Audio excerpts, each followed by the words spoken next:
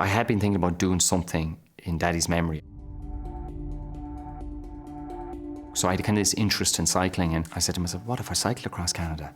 And that felt doable. And so the two roommates the following morning, I said, lads, I had this idea, I'm going to cycle across Canada.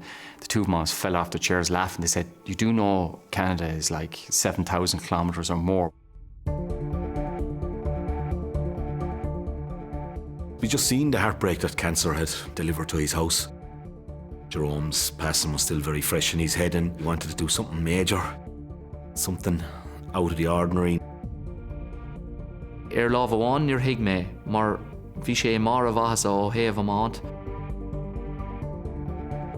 Calls from the county board telling me this was not a good idea, that people will say you let everyone down once you got your All-Star.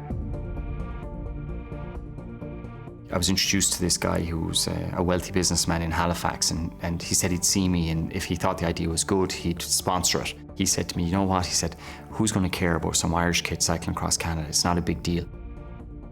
Walking home to the apartment, I remember thinking to myself, maybe he's right.